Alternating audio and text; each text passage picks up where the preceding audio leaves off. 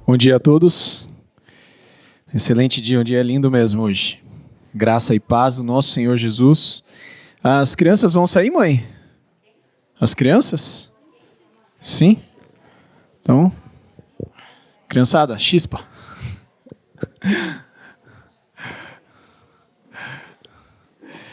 Vamos lá. Graça e paz do nosso Senhor Jesus, amém? Nós estamos em uma série aqui na comunidade. Nós vínhamos de uma série onde a gente falava sobre disciplinas espirituais. E nós estamos entrando numa série agora que nós estamos abordando sobre religiosidade. Tá? Eu entendo religiosidade ser um dos assuntos mais importantes da nossa vida cristã. Porque a gente precisa entender como a nossa cabeça, como ser humano, funciona na nossa relação com Deus. Na semana passada a gente falou sobre estruturas religiosas, a forma como a gente costuma imaginar a nossa relação com o eterno, com o divino. E como a gente pode entender que a gente precisa desmontar essas estruturas religiosas. Foi isso que a gente conversou na semana passada. Nessa semana, hoje, nós vamos falar sobre uma mente religiosa. Então, fique comigo porque nós vamos entender como que nós pensamos de uma forma religiosa e como que a gente precisa identificar isso e desestruturar isso. Porque foi isso que Jesus veio falar para nós. Hoje é uma manhã de ceia também. Não teremos o partilhar da ceia aqui. E eu entendo que a mente religiosa ela está voltada para estruturas religiosas na nossa mente. Quando na semana passada eu estava falando, imagina um campo grande, cheio de gado, né? A gente às vezes viaja e a gente vê na beira da pista, né, um lugar grande, mas o gado quando tem que se deslocar de um lugar para o outro, ele não vai à vontade, usando livremente aquele pasto todo. Ele vai sempre pelo mesmo lugar. Sabe aquele caminho batidinho que tem no meio de um campo assim, de gado? É isso que é uma estrutura religiosa. É uma forma de que sempre que a gente vai pensar, a gente pensa por aqui. E como um gado, né, muitas vezes, eu acredito que é por isso que fazem menção de uma forma pejorativa, né, quando vão falar, principalmente nas questões eleitorais, isso aqui é gado. Né? Por quê? Porque existe uma forma única de pensar e a gente precisa desestruturar essa nossa forma de pensar. Eu creio que o chamado de Deus para nós é para que nós vivamos em santidade e não em religiosidade. Tá? Vamos diferenciar o que é santidade e o que é religiosidade. Santidade é uma régua pessoal que Deus nos chama a ter de separação para Deus. E aí a gente passa a viver um relacionamento com Ele consciente de que nós somos separados para Ele. Isso é santidade. Religiosidade é uma régua coletiva de qualificação por atos que nos faz ter uma aproximação aparente de Deus. Então, enquanto uma é uma régua pessoal, é um relacionamento meu com Deus, né, onde eu estou consciente de que eu estou separado de tudo para viver um relacionamento com Ele, isso é santidade. A religiosidade, ela procura trazer uma régua coletiva, regras coletivas, para que a gente consiga, a partir daí, entender se estamos qualificados para nos aproximar de Deus. Olha como é diferente. Santidade já nos dá uma consciência de aproximação e de relacionamento. Religiosidade vai medir se a gente é bom para isso. Se a gente está apto para isso. Se a gente é santo o suficiente para isso. Gente, é muito sutil essa divisão entre santidade e religiosidade. Jesus nos chamou para uma vida de santidade. Deus nos chama para uma vida de santidade, não de religiosidade. E aí a gente vai entender que nós facilmente substituímos a santidade pela religiosidade. E quando a gente substitui o chamado de santidade para a religiosidade, a gente faz a cruz de Cristo inválida. Ou seja, Jesus não morreu Jesus morreu em vão. Porque se Jesus morreu para nos trazer um relacionamento próximo com o Pai, onde aquilo não vem de nós, vem dele, então não tem nada que nós possamos fazer. Agora, se nós estamos para o lado de cá e entendemos que nós precisamos fazer determinadas coisas para nos aproximarmos de Deus, então Jesus não é suficiente. Porque se Jesus morreu para que a gente tivesse aproximação, mas agora o que me aproxima é eu respeitar uma determinada quantidade de regras e leis e ordens e mandamentos, então não preciso da cruz de Cristo, eu só preciso seguir essas leis, ordens, mandamentos e pronto, eu estou apto. Então Jesus não precisava morrer, era só eu continuar, era só eu seguir essas regras. Essa é uma mente religiosa, gente. Eu estou fazendo aqui a introdução, mas só para a gente entender como é sutil a diferença da gente se achegar a Deus entendendo que a gente precisa seguir leis, regras e normas, ou que a gente precisa se achegar a Deus entendendo que houve alguém que pagou isso por nós e agora nós temos livre acesso ao Pai, mas não por nós. Então a minha fé está fundamentada no Cristo. Aqui a minha fé está fundamentada em uma estrutura religiosa. E a minha mente pode ir para uma mente de santidade ou para uma mente de religiosidade. É isso que nós vamos falar nessa manhã. Amém? Isso significa, vamos imaginar que nós então estamos caminhando com uma mente de santidade. Então isso significa que agora eu aceitei a Cristo e eu posso fazer o que eu bem entender. Certo? Não faz sentido. Porque a hora que eu fazia o que eu bem entendia, eu pensei, eu senti que eu estava necessitado de outra coisa. Então, eu já vivia fazendo tudo o que eu queria, o que eu bem entendia. Agora eu sentia um vazio dentro de mim. Agora eu entendi que Jesus morreu por mim e eu aceitei isso. Agora eu vou continuar vivendo como eu vivia antes, não faz sentido. Só que essa decisão de sair, de viver disso para viver uma vida de santidade é uma decisão interior. Não é uma decisão pautada em regra. É uma decisão pautada em consciência. Eu não vou fazer isso porque isso desagrada o meu pai. Eu não vou fazer isso porque isso me afasta do meu pai. Eu não vou fazer isso porque ele falou que isso daqui não tem a ver com uma vida de santidade.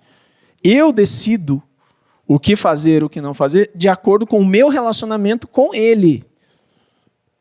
Entende? Então, a vida em santidade, ela não é uma carta branca para fazermos o que queremos, porque a gente já vivia dessa forma. A palavra fala, lá em Efésios 2, que nós já estávamos mortos em nossos delitos e pecados, que nós éramos merecedores da ira de Deus e que nós fomos comprados por um alto preço. É o que fala lá. Então não faz sentido a gente ser liberto e voltar a viver dessa maneira, ou continuar vivendo dessa maneira. Isso é uma evidência de que a gente não foi definitivamente convertido. A gente não converteu a nossa mente e o nosso coração. A gente receber a Cristo precisa passar por uma transformação e uma mudança de vida. E uma coisa que eu queria evidenciar aqui também é que o diabo não é o nosso principal adversário. A gente costuma pensar que o nosso principal adversário entre nós e o relacionamento com Deus é um anjo de um lado, um demoninho, um diabo do outro, e falando, tá, né? A gente costuma pensar que o diabo é o nosso inimigo no relacionamento com Deus. Não é. Não é por quê? Porque Tiago 4:7 fala assim, ó, se apeguem a Deus, resistam ao diabo e ele se afastará de vocês. Então, só o fato da gente se apegar a Deus e resistir ao diabo, o diabo já vai embora. Então ele já não é mais um inimigo, porque ele já foi embora, porque eu me apeguei a Deus, eu resisti a ele, pronto, ele foi embora. Qual é o meu inimigo no relacionamento com Deus? A estrutura de religiosidade. Porque essa não adianta você expulsar, em nome de Jesus. Você precisa mudar. Não é assim, suma daqui, Satanás. Né? Isso é fácil. Porque quem está em Cristo consegue, porque é no poder de Jesus que o diabo se afasta. Mas a estrutura religiosa, ela precisa passar por uma transformação. A mente religiosa nos afasta. E não afasta com uma oração. Ela afasta com uma mudança. E ela demanda fé, porque a gente precisa crer que agora não depende mais da gente. Então, se já não depende mais de mim, eu preciso crer que depende de outro. Ela demanda humildade, ou seja, não é mais pelo meu esforço, pelo meu mérito, pelo meu fazer. Então é pelo fazer de outro. Quem já teve uma dívida paga por outro, ou enfim, uma conta de um restaurante paga por outra pessoa, um presente dado de uma forma inesperada, você fica constrangido, né? Você fala, não, eu principalmente uma conta. Não, deixa que eu pago. Não, eu pago para você. Não, deixa que eu pago. Sabe aquela coisa que fica aquele constrangimento?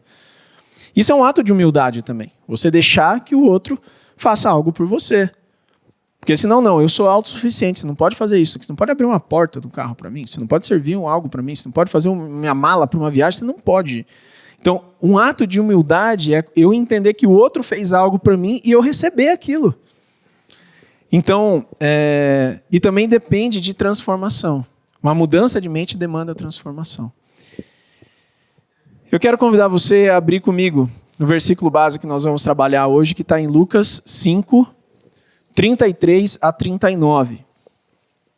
Lucas 5, do 33 ao 39. É um texto conhecido, que nós vamos destrinchá-lo aqui nessa manhã e interpretá-lo. Lucas 5:33 ele fala assim, então, eu estou na NVI, tá? Bem, deixa eu ler aqui. Então, contou-lhes, eles lhe perguntaram, por que os discípulos de João jejuam e oram frequentemente, bem como os discípulos dos fariseus, mas os teus vivem comendo e bebendo? Jesus respondeu, vocês podem fazer os convidados do noivo jejuar enquanto o noivo ainda está com eles? No entanto, virão dias quando o noivo lhe será tirado. Naqueles dias jejuarão. Então contou-lhes esta parábola. Ninguém tira um remendo de roupa nova e o costura em roupa velha. Se o fizer, estragará a roupa nova. Além disso, o remendo da nova não se ajustará à velha. E ninguém põe um vinho novo em odres velhos. Se o fizer, o vinho romperá os odres, se derramará e os odres se estragarão. Ao contrário, o vinho novo deve ser posto em odres novos. E ninguém, depois de beber o vinho velho, prefere o novo, pois diz, o vinho velho é melhor. Feche seus olhos comigo, vamos orar. Senhor Deus, a tua palavra está lida. A tua palavra fala que ela é luz para o nosso caminho e lâmpada para os nossos pés. Nós pedimos aqui, Pai, nessa manhã que o teu Espírito venha ministrar nos nossos corações a partir do que a tua palavra já nos revela. Dá a mim graça para partilhar aquilo que o Senhor colocou ao meu coração, que eu não seja impedimento, mas que seja uma ferramenta de construção, Pai, de um relacionamento vivo entre cada um dos meus irmãos e o Senhor, assim como eu também contigo, Pai. Nós oramos por esse tempo e consagramos aqui esse lugar e esse momento. No nome de Jesus. Amém. Amém. Vamos lá, gente. Esse aqui é um texto muito conhecido, até o pastor Hernandes Dias Lopes estava na presbiteriana essa semana e mencionou esse texto também. A primeira coisa que eu queria colocar é que esse é um texto que o contexto dele fala sobre o jejum, né? Aqui fala que eles lhe perguntaram, tem outra, isso aqui está em Lucas, está em Mateus e Marcos também, se eu não me engano. Ou em João e Marcos, tem 3 evangelhos que eles relatam o mesmo texto. E um dos evangelhos fala que eram os discípulos de João que chegaram para Jesus para perguntar por que eles não jejuavam, sendo que os discípulos de João estavam jejuando e os discípulos dos fariseus também jejuavam. E Jesus fala, olha, o jejum é para quando o noivo for retirado, o noivo está aqui com vocês não precisam jejuar agora, né? Então ele traz uma revelação daquilo que era esperado, aguardado por Israel. E aí ele vem e exemplifica, ele enriquece aquela conversa com essa parábola. E ele vem falar sobre roupa, e ele vem falar sobre vinho, vem falar sobre odre, sobre recipientes. E o que Jesus está falando é sobre como funciona a nossa estrutura mental com a chegada do Evangelho. Então, porque aqueles caras não tinham o discernimento do jejum com a chegada do Evangelho, que Jesus era o Evangelho novo do Pai, e aqueles caras estavam demonstrando não ter esse discernimento. Jesus falou, deixa eu contar uma parábola para vocês, para que vocês entendam como que vocês devem pensar quando chegar o Evangelho a vocês. E Jesus fala isso. E ele usa de 2 analogias. Ele falou de roupa e ele falou de vinho e odre. O primeiro ponto que eu queria colocar aqui é que roupa... Jesus sempre usava de analogias, de alegorias que eram comuns ou fáceis de serem entendidas, né? Naquele momento, naquela época, para nós hoje a roupa já é algo muito comum, né? Mas naquela época, o que acontecia? A roupa era algo essencial para o dia a dia, de uma maneira onde eles tinham uma diferenciação muito clara. Eu vou falar isso aqui para vocês. Os homens, as mulheres, as crianças usavam túnicas. Túnicas era uma roupa longa, que não era como dividido em calça, camiseta, não, era uma roupa longa, né, costurada, e também usava-se um cinto, uma capa, que era como se fosse como a Cacá está ali, assim, por exemplo, uma jaqueta, né, porque à noite fazia frio, um pouco mais de frio. E essa era mais ou menos as roupas que eles usavam nessa época. Os materiais dessas roupas, gente, isso era feito de lã e de linho. A gente fala, hoje a maior parte das nossas roupas são feitas de algodão, mas nessa época o algodão era um tecido que era conseguido produzir só lá na Índia. Então, para chegar da Índia até onde, na região de Israel, era muito caro. Então, quem tinha roupa de algodão era quem tinha mais condição financeira naquela época. Então, as roupas eram de linho e de lã. Então, você imagina, e assim, elas eram tecidas manualmente, né, costuradas manualmente. Quem tinha mais dinheiro tingia essas roupas, né? E o tingimento era natural. Então, extraíam cores de plantas, enfim. E aí, quem tinha uma roupa colorida era uma pessoa que, essa pessoa tem mais dinheiro. Então, a diferenciação não é que nem hoje. Se a gente olhar aqui ao redor, tem roupa de tudo quanto é cor.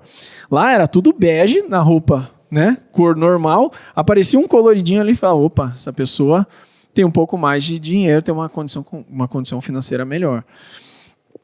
Os banhos eram limitados.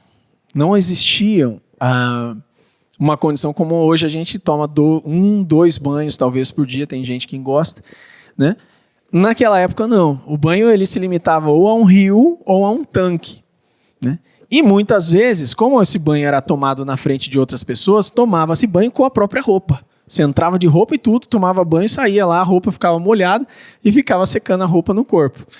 Você imagina a condição da roupa, o cheiro da roupa, né? E como a roupa ficava mudando, né? Com calor, com frio, com umidade, né? Molhava, secava, suor, negócio lindo, gostoso. O que costumava, qual que era a higiene principal daquela época? A higiene principal era lavar a mão e pé. Porque eles andavam de sandálias, e andavam de sandálias um local onde a clima era totalmente árido, então você chegava num lugar, seu pé estava sujo, muitas vezes seco, sujo, e aí você chegava, lavavam-se os pés, tinham empregados, inclusive, que eram destinados nas casas para lavar os pés e lavar as mãos. Essa era a higiene da época. Nem se escovava o dente, não tinha escova de dente, tinha Fê? Acho que não, né? Então você imagina... A roupa, vai pensando como que era a roupa. Jesus está falando de roupa naquela época. É fácil a gente entender roupa, a gente já pensa hoje, né? As pessoas não tinham, gente, muitas roupas. Eram poucas túnicas. As túnicas eram caras. Quem tinha mais de uma túnica também tinha mais dinheiro. Mas não havia o hábito de ficar se trocando de roupa. A roupa era a mesma. Você dormia com ela, acordava com ela, tomava banho com ela. E assim por diante. Então... já vai imaginando por que Jesus está falando de roupa aqui.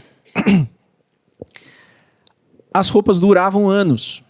Elas não duravam pouco tempo. As pessoas passavam muito tempo com a roupa. E muitas das pessoas não tinham dinheiro para trocar de roupa. Então o que faziam? Faziam remendos nas roupas. E esses remendos nas roupas, as pessoas mais pobres tinham roupas mais remendadas, as pessoas mais ricas, quando ficava velho, tirava e aí por diante passava para alguém, jogava fora, né? Era utilizada por outra pessoa. Mas quem era mais pobre fazia remendo em roupa. E eles sabiam, lógico, que quando você está com uma roupa mais gasta e você precisa fazer um remendo, cara, não dá para fazer um remendo com uma roupa nova, numa roupa velha. Então vai imaginando o contexto dessa parábola.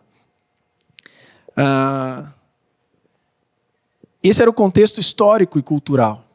Vamos imaginar então, acho que você já conseguiu imaginar, como que era a situação da roupa naquele momento, naquela época.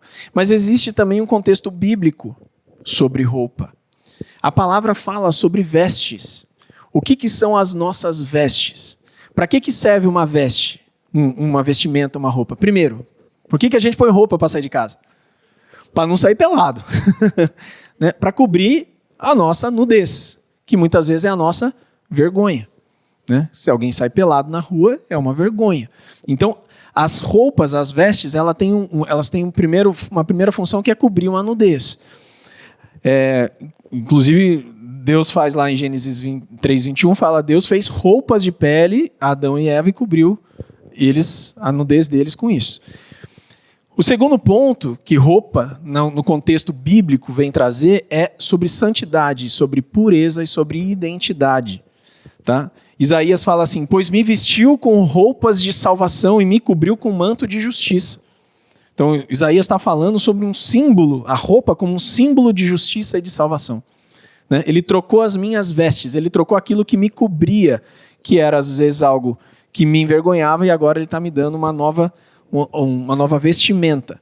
Zacarias fala o seguinte, removam as vestes impuras dele e as vistam com roupas limpas. Então está falando de troca da impureza pela pureza, pelo perdão. Isso é o perdão.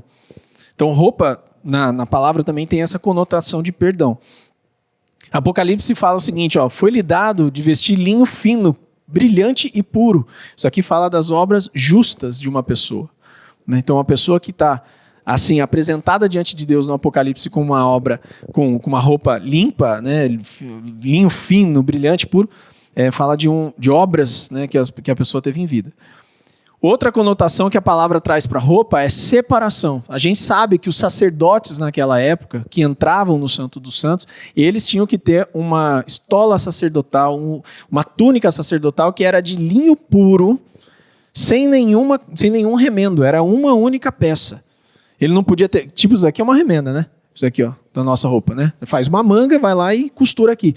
A túnica do sacerdote era uma única peça. Então vinha desde dos braços até a coisa com uma única costura. Não podia ter remendo. E não podia ter mistura de tecido. Ele fala aqui em Deuteronômio... cadê aqui? Deixa eu achar aqui. Aqui, em Deuteronômio ele fala, não use roupas de lã e de linho misturadas. Então está falando, era uma única peça, com um único material, com um único tecido, de uma vez só. Por quê? Porque isso demonstrava uma santidade, uma pureza diante de Deus. E outra conotação que a roupa traz diante do Evangelho e da palavra é a justificação e perdão. Apocalipse 3, do 4 em diante, ele vai falar assim, andarão comigo vestidos de branco. O vencedor será igualmente vestido de vestes brancas. Olha que interessante. Então ele está dizendo também de uma vestimenta, algo que cobre a pessoa como algo de justificação. Diante de Deus é alguém justo, justificado. Então pensa comigo, gente. Existia um contexto histórico e cultural que a gente falou aqui agora de pouco, e tem um contexto bíblico sobre vestimenta. Jesus está citando exatamente roupa aqui. Vamos falar um pouco sobre a outra material que Jesus colocou ali, que são odres e vinhos. Depois a gente vai falar a interpretação disso aqui. Odres eram materiais feitos eram recipientes feitos de couro de cabra ou de ovelha. Heitor, você consegue colocar aquela imagem, por favor? Pode pôr qualquer uma delas que eu separei aí para você. Então, o recipiente ele era feito de couro, de cabra ou de ovelha, e era costurado e era selado com betume para não vazar. Né? Então, o couro já não deixava vazar. Isso aqui é um odre bem feito. Né? Mas ele era selado por dentro e eles eram usados para transportar vinho.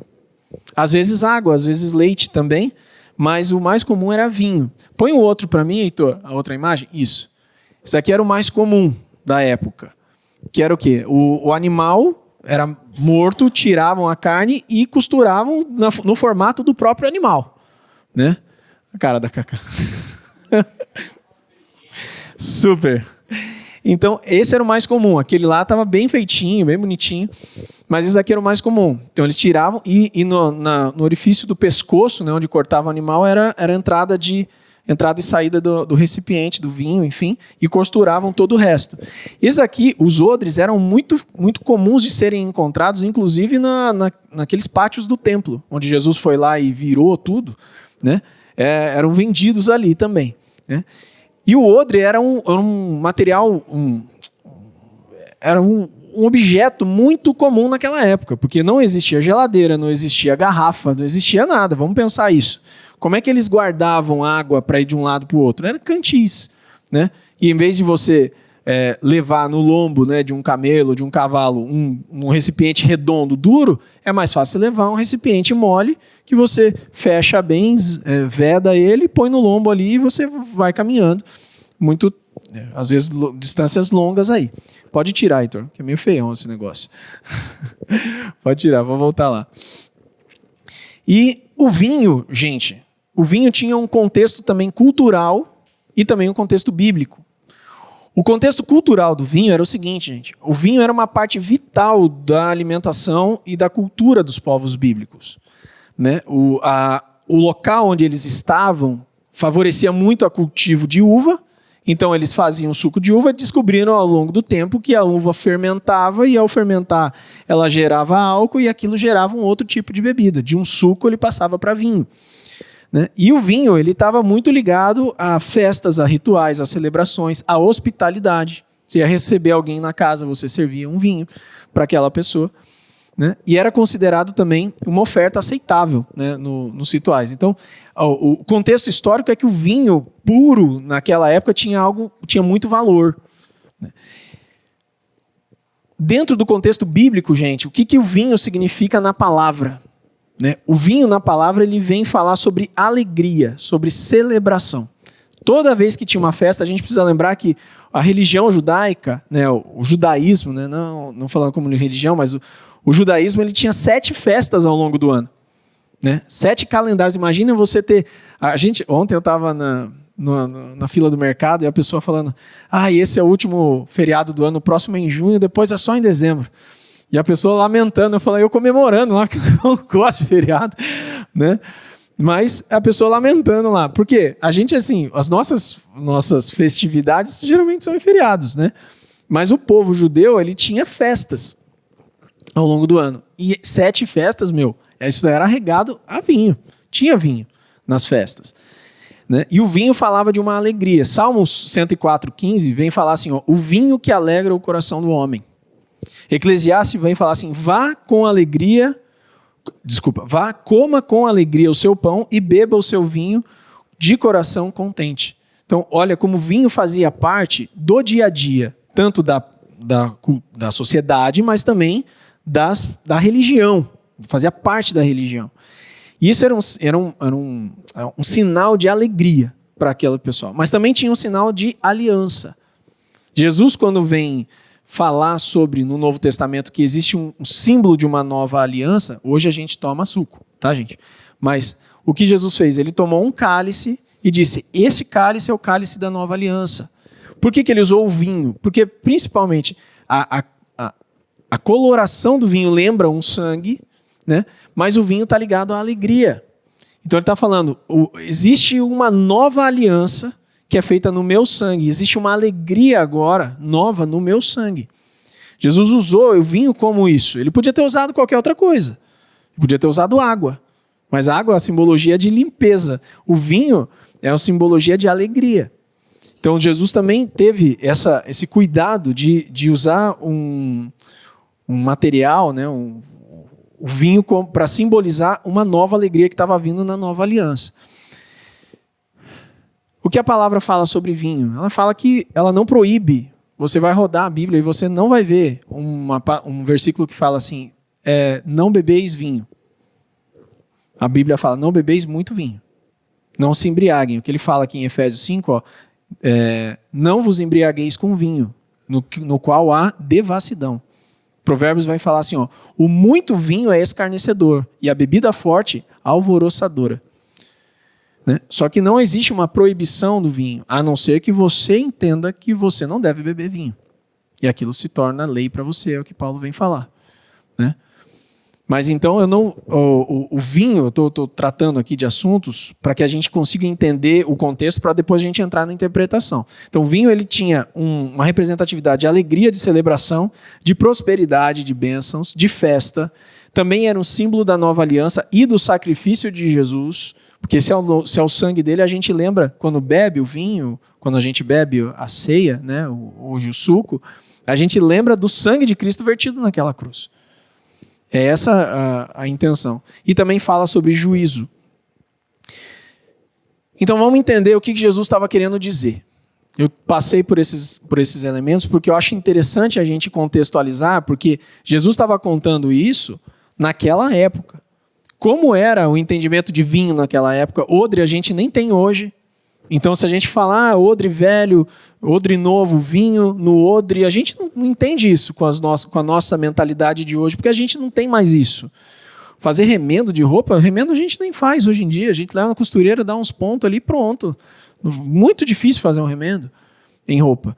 Então, a importância da gente ir até aquele momento, procurar entender o que aquilo dizia, e agora a gente vai trazer isso para o momento presente. Quando ele fala lá, gente, ninguém tira um remendo de roupa nova e o costura na roupa velha. Põe para mim de novo lá, Heitor, em Lucas 5:33. Ele vai um pouquinho mais para frente lá. Ninguém tira um remendo de roupa nova e costura na velha. Se fizer, estragará a roupa nova e, além disso, o remendo não vai se ajustar na roupa velha. A roupa que Jesus está falando aqui, a roupa nova, é o Evangelho de Cristo. A roupa velha é a mentalidade religiosa. Então pensa comigo, o que Jesus está querendo dizer aqui, ó, não tem como você picotar o Evangelho e colocar numa mente antiga. Pensa comigo. A gente tem um potinho lá em casa, com uns rolinhos assim, com vários versículos, né? Não sei quem tem essas coisinhas de tirar versículo, quem já viu isso? Só tem versículo bom lá, né? É maravilhoso. O que me veio isso na cabeça quando eu estava lendo isso, fazendo esse estudo, porque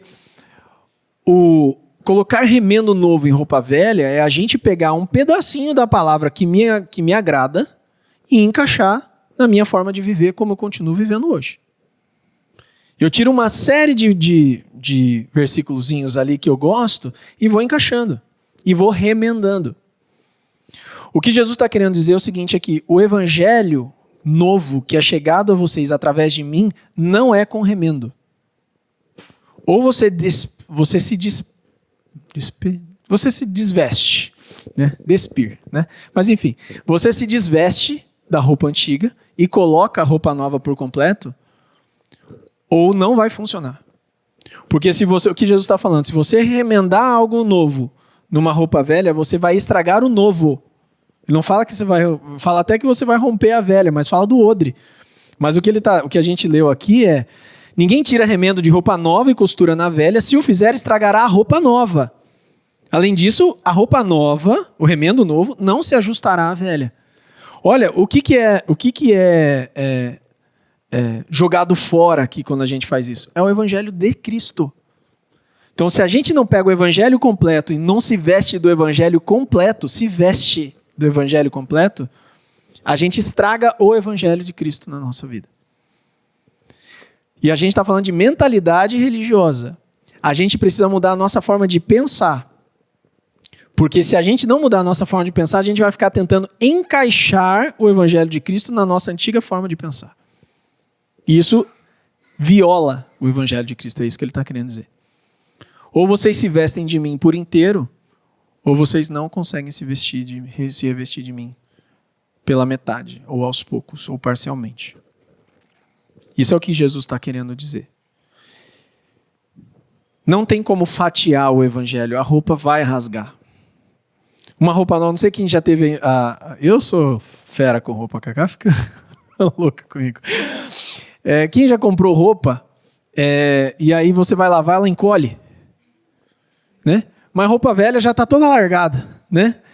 Então, a roupa trabalha. A roupa nova ela vai encolher, vai ficar pequena, dali a pouco as fibras vão aumentando.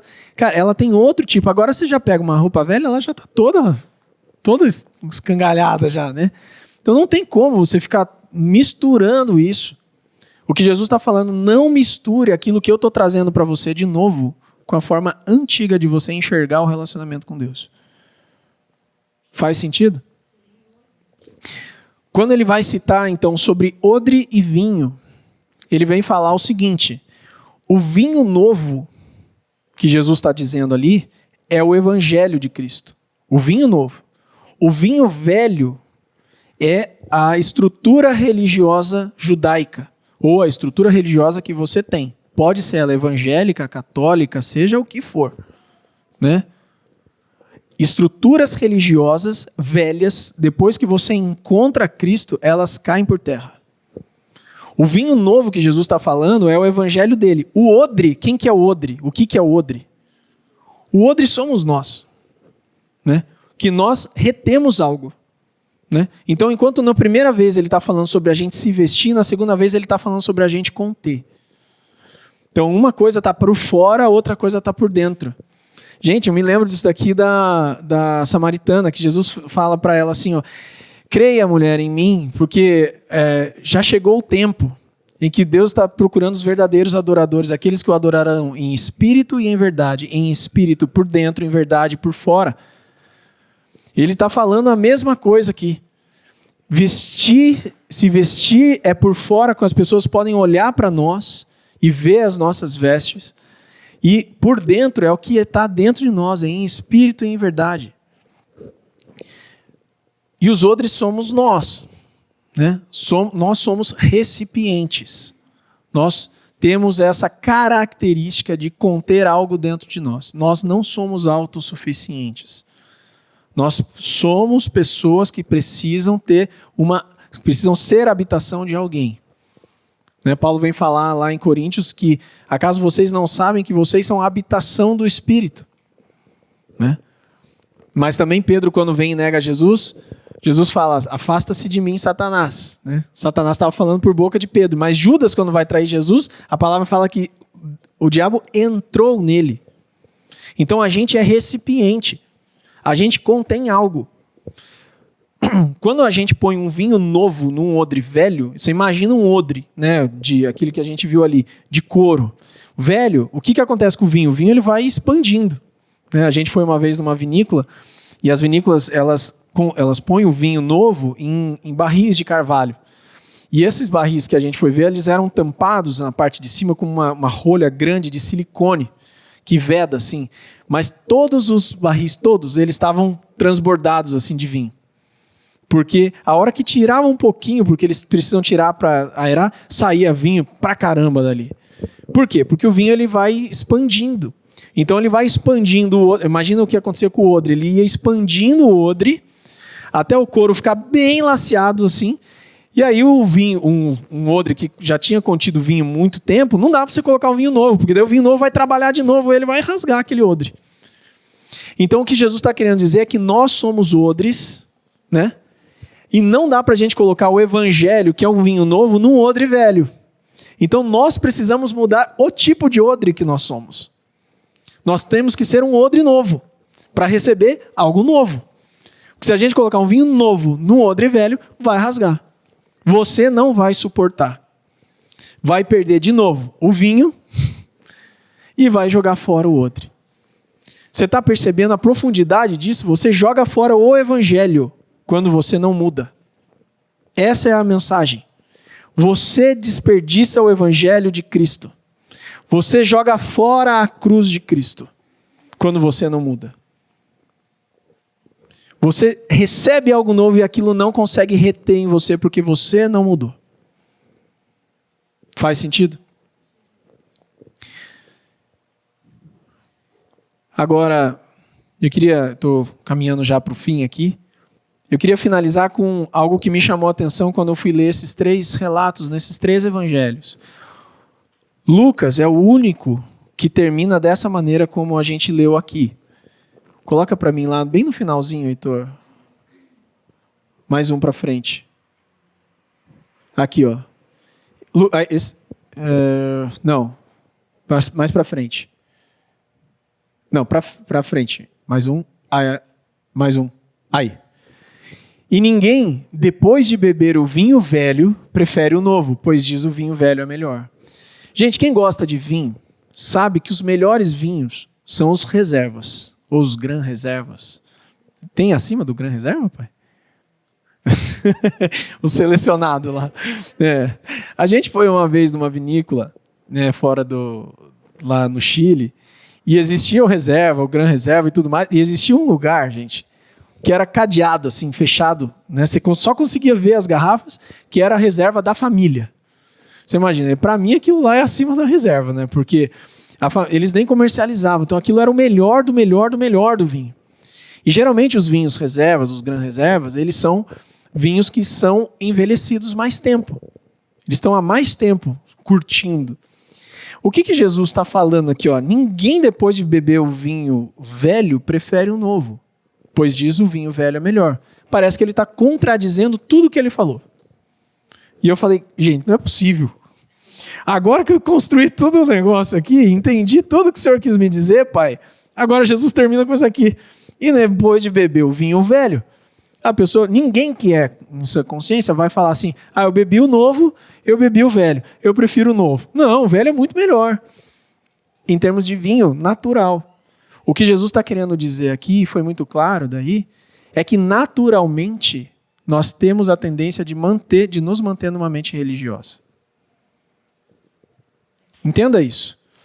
Depois de experimentar o novo e o velho, a naturalidade, a nossa carne, tem uma tendência de se manter numa estrutura religiosa e não aceitar o novo. Porque Jesus não está invalidando, isso foi o que eu entendi, ele não está invalidando o que ele disse aqui. Ele está dizendo, o vinho novo continua sendo melhor. Mas ninguém, depois de provar o novo e o velho, vai falar, eu prefiro o vinho novo, eu prefiro o vinho velho, porque o vinho velho é mais gostoso, eu já estou mais acostumado e tudo mais. Só que esse vinho novo é melhor. Lembra do primeiro milagre de Jesus? Nas bodas de Caná, naquele casamento? O que o cerimonialista daquele casamento falou para Jesus quando eles serviram aquele vinho que Jesus transformou a água em vinho? Ele falou, todos guardam o vinho melhor, né, para o começo. Por quê? Você toma o vinho melhor, vamos imaginar uma festa. Você tomou o vinho melhor, você fala, uau, esse vinho é muito gostoso. Aí passou o vinho gostoso, você começa a servir o vinho barato, porque todo mundo já tomou o gostoso, né? Então, você serve primeiro o melhor, depois você vai servindo o pior, porque dali em diante está todo mundo mais ou menos nivelado. E o que aquele cerimonialista falou? Mas vocês guardaram o vinho melhor para o final. O que Jesus está querendo dizer aqui é que há uma tendência em nós, em continuarmos a pensar da maneira como nós pensávamos. Só que não acontecerá se não for por fé. O vinho novo é melhor. Porque é o vinho da nova aliança no sangue de Jesus. E essa é a mensagem de hoje. Uma mensagem onde a gente precisa entender que se nós não mudarmos a nossa mente, nós não conseguimos receber o Evangelho de Cristo em sua totalidade. Esse é o primeiro ponto. Se nós não mudarmos a nossa forma de pensar, nós não vamos receber o Evangelho de Jesus na totalidade dele. O segundo ponto é, nós precisamos morrer e nascer de novo. Através do batismo isso é simbolizado. Tomarmos a nossa cruz e confirmarmos isso com o nosso culto racional, que é diário. Não é algo que a gente vai orar e pronto, acabou. A gente vai ter que fazer um esforço. A palavra de Deus fala que o reino de Deus é conquistado com esforço. Tomar a sua cruz diariamente requer esforço. Não é uma oração, eu estou salvo o resto da vida. É um esforço. É você conseguir permanecer. É perseverar. Terceiro ponto é, nós precisamos ser um novo recipiente. Nos vestir com uma nova roupa. E a partir daí receber o evangelho novo em nossas vidas. Novo por fora, novo por dentro. O vinho novo é melhor, a alegria nova é melhor. Ageu vem falar que a alegria da segunda casa é maior do que a primeira.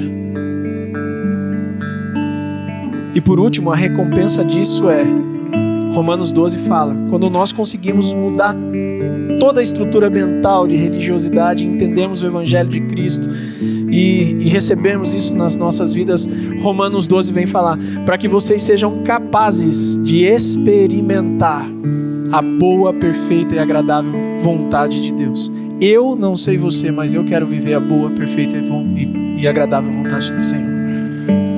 Eu preciso fazer um esforço na minha vida, mudar as estruturas que me limitam. Se coloque em pé, vamos orar por esse tempo. Eu queria que você, diante daquilo que a gente falou aqui nessa manhã, para que a gente possa meditar e pensar, e aqui é um convite a você para que você feche seus olhos agora e você pense na sua vida. Talvez você fale, eu não tenho estruturas religiosas. Será? Será mesmo? Será que situações que a gente pensa que a gente está desrespeitando, está nos desqualificando? Será que tem situações que nós pensamos que nós fazemos e que nos qualifica? Eu procuro fazer o bem para o outro. Gente, isso daqui não é pré-requisito. Isso aqui é resultado. Porque eu amo a Cristo, eu faço bem para o outro. Não porque eu faço bem para o outro, que eu desejo algo de Deus. E eu queria te convidar a realmente você colocar a sua mão na sua consciência e orar ao Senhor agora, nesse momento, comigo. Pedindo para que Deus renove em você a sua forma de pensar. Para que Ele o transforme pela forma de pensar. É o que fala lá em Romanos 12, que nós sejamos transformados por uma nova maneira de pensar.